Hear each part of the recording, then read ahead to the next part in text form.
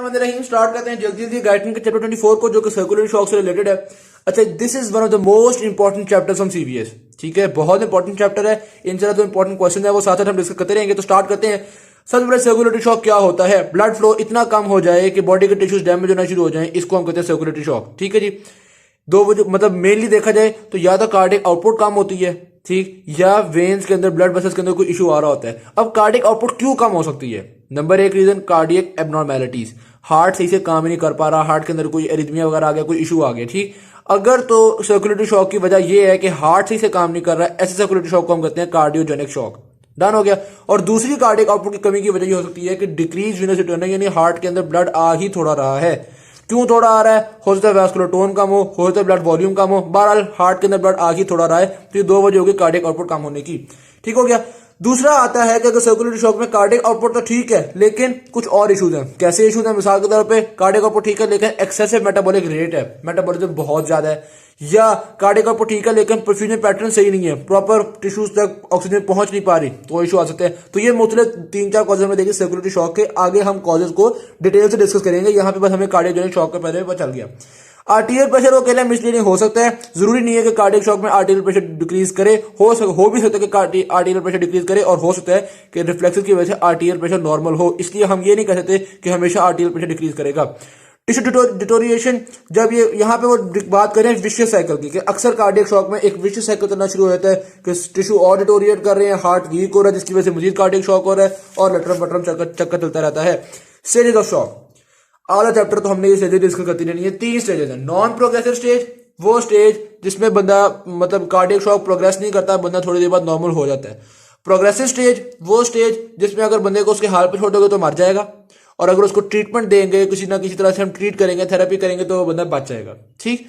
और एंड में आता है इरिवर्सिबल स्टेज, वो स्टेज है जिसमें अगर हम ट्रीटमेंट दे दे तो बंदे को नहीं बचाया जा सकता, डेथ कंफर्म होती ही होती है। तो 3 स्टेजेस होगी इसके अंदर, non progressive stage, progressive stage और इरिवर्सिबल स्टेज।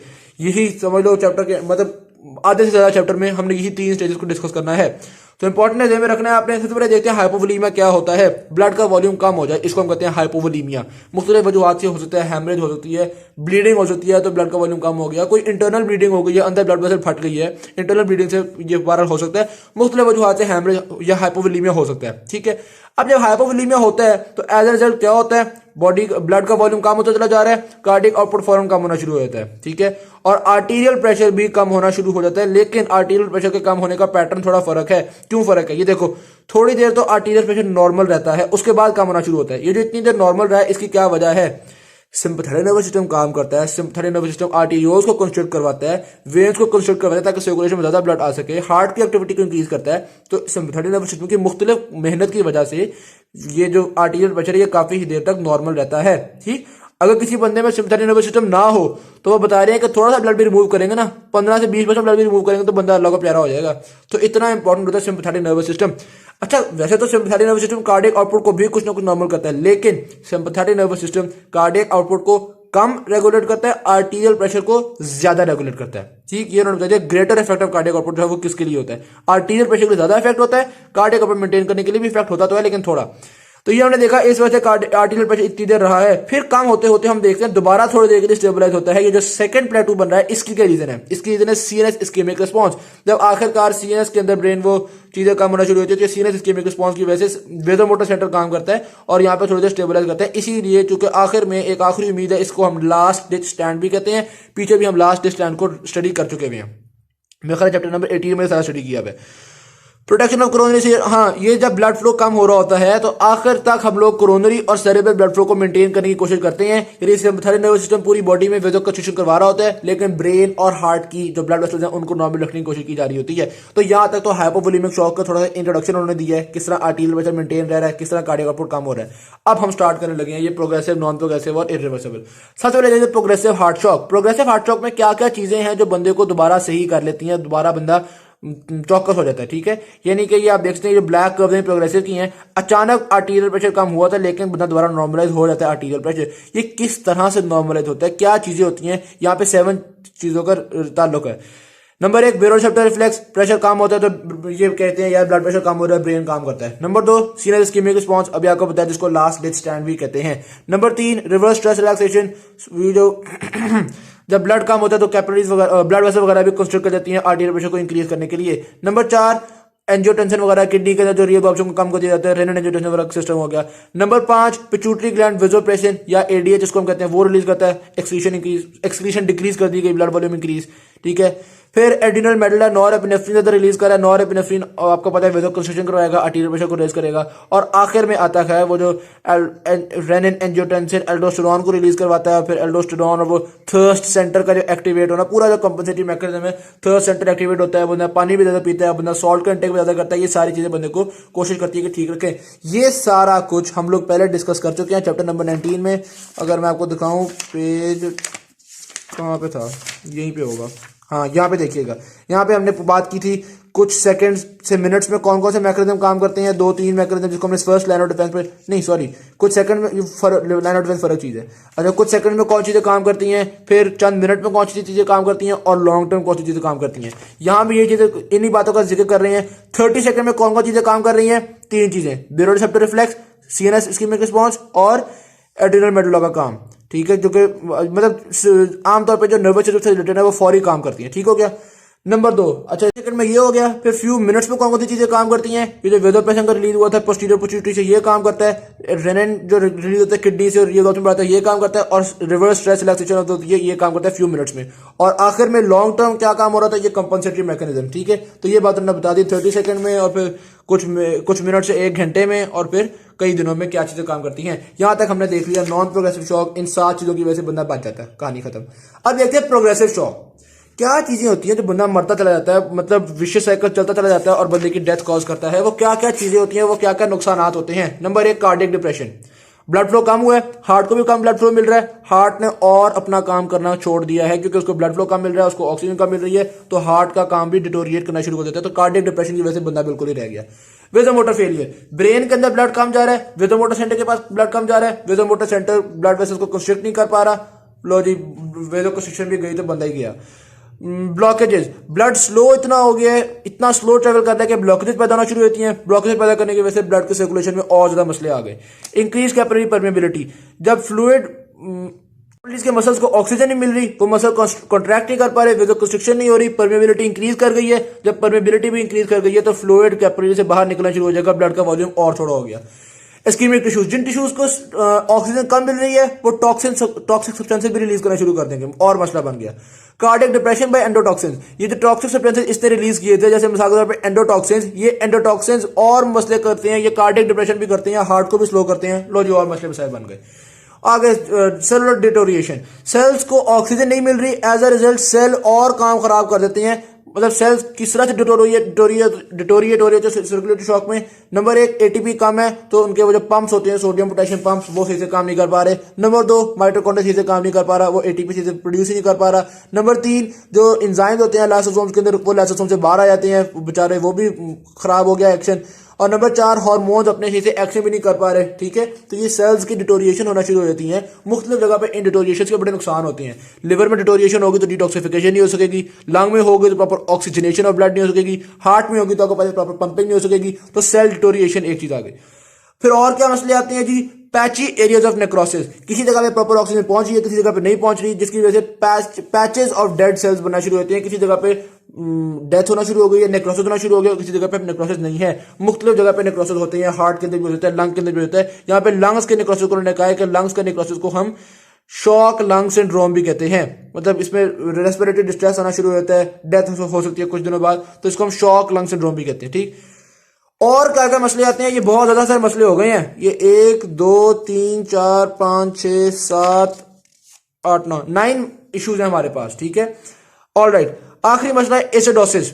एसिड भी इंक्रीज कर जाता है। क्यों इंक्रीज करता है? एक तो देखो, जब ऑक्सीजन नहीं मिली टिश्यूज को तो उन्होंने एनारोबिक रेस्पिरेशन करनी है। एनारोबिक रेस्पिरेशन में लैक्टिक एसिड प्रोड्यूस होगा, लो जी लैक्टिक एसिड की वजह से मसले बनना शुरू हो जाएंगे। और दूसरा, जब कार्बन डाइऑक्साइड बॉडी में इंक्रीज कर रही है, उसकी मुख्तलिफ प्रोडक्ट्स बनेंगी, कार्बोनिक एसिड बनना शुरू हो जाएगा, तो बॉडी में एसिडोसिस भी हो रहा है। ये जो 9 मसले मसाइल पैदा हुए हैं, ये एक पॉजिटिव फीडबैक, एक विशियस साइकिल चलाते रहते हैं और इन विशियस साइकिल की वजह से बंदे की डेथ हो जाती है, ठीक। तो बहुत सिंपल जा रहा है अभी तक चैप्टर अगर आप देखें तो। पहले हमने ये हाइपोवोलीमिया मतलब बेसिक सी बातें देखी, इसकी क्या क्या किस तरह से आर्टेरियल प्रेशर मेंटेन हो रहा है, किस तरह कार्डियक आउटपुट कम हो रहा है। फिर हमने नॉन प्रोग्रेसिव शॉक में बताया कि कौन कौन सी चीजें जिनकी वजह से इंसान दोबारा नॉर्मलाइज हो जाता है, सर्कुलेटरी शॉक प्रोग्रेस नहीं करता, ठीक है।